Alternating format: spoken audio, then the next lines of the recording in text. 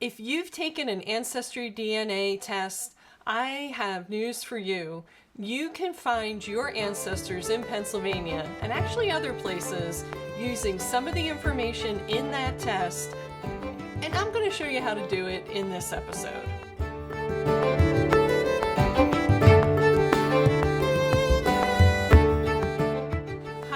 My name's Denise Allen. I am a researcher here in Pennsylvania, and today I'm going to be talking about AncestryDNA, and the examples I'll use are particular to Pennsylvania. You can use these techniques anywhere in the United States. So just take what I use and transplant it to wherever else you are researching.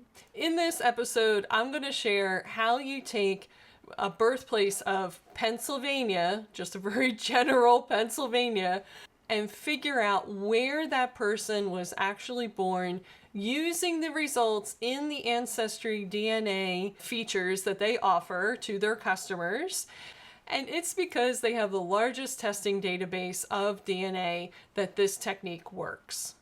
Now, AncestryDNA has a feature within their website which specifically tells you what genetic communities you are a part of. A lot of people are focused on the ethnicity portion of AncestryDNA testing, and this is great to tell you what country your ancestors came from, but I'm talking about genetic communities. And genetic communities are simply a group of AncestryDNA testers who have descended from a set of common ancestors in a particular time and place.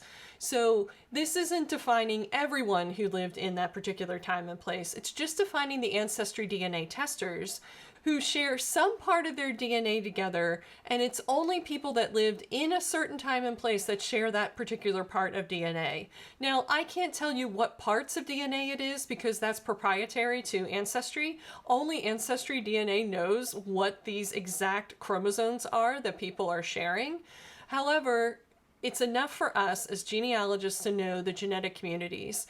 In Pennsylvania in particular, there are over 80 genetic communities. That is 80. That is a lot for a state that has 67 counties, and most of it very, very rural for a lot of its history. So if you have a list of genetic communities, I'm going to tell you now how to use it with your existing research to help you target in your search.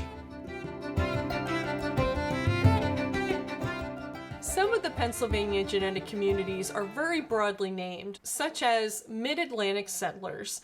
Now, Mid-Atlantic for the AncestryDNA map of that genetic community encompasses much of eastern Pennsylvania, New Jersey, Delaware, a little bit into New York, and that's not really helpful in terms of research because if you're doing documentary research, going through records, that's a large area to go through. But some of the genetic communities are very, very specific, such as Northern Armstrong and Southern Clarion counties. Now, if you had that as a result on your DNA test, that would give you a small area, probably about 30 miles by 50 miles, to search for your ancestors. That is doable with documentary research.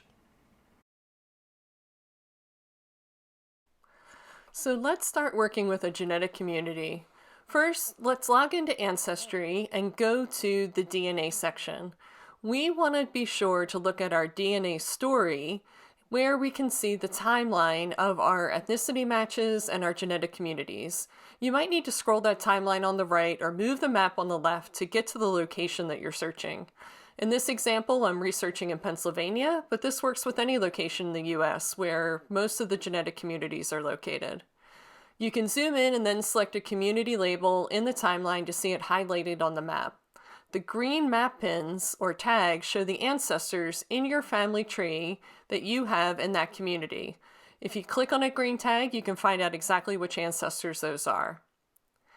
In this example, I'm going to use a community called Central Pennsylvania Settlers, which is part of a larger community labeled Pennsylvania, Eastern Ohio, Northern West Virginia, and Maryland Settlers.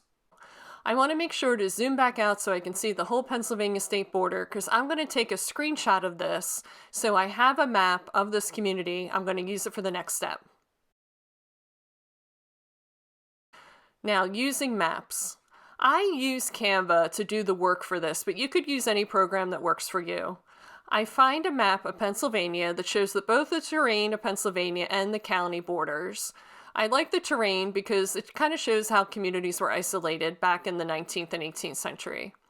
I take my map that I just took from Ancestry, I lay it on top, and I alter the transparency so that I can see through the map to the underlying map of the county borders. I stretch things out, make sure everything lines up as much as possible, and then I'm able to see exactly what counties this genetic community is in. I have another map of the counties of Pennsylvania labeled, and I can use that to label my new map that I just made. So now that I know the names of the counties, I type them in here on the map so I'm very clear with myself and my future me, who might look at this map later, to know exactly what counties it is I should be focusing my research on for the ancestors with the green pins here on the map.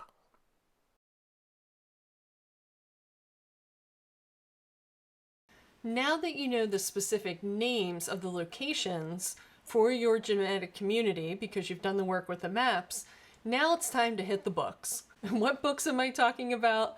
Books that are about the history of that place where your genetic community has been identified.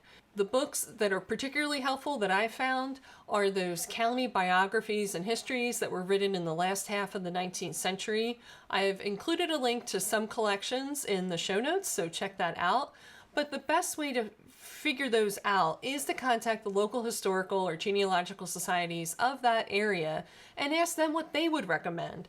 All of them have Facebook groups, many of them have websites, and they're very kind and helpful people to help you connect with your ancestors.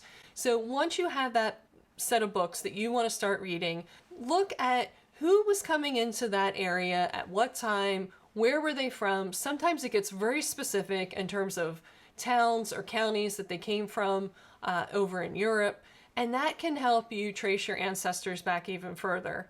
They also list a bunch of surnames of who was in that county, so that could be another clue for you if it matches the surname that you're researching. Be sure to subscribe so you don't miss any upcoming episodes, and welcome to all the new subscribers. Using genetic communities can provide new trails for research, and it can also help us confirm research that we've already completed on our ancestors. And I hope that this helps you use what you already have to further your research of your Pennsylvania ancestors.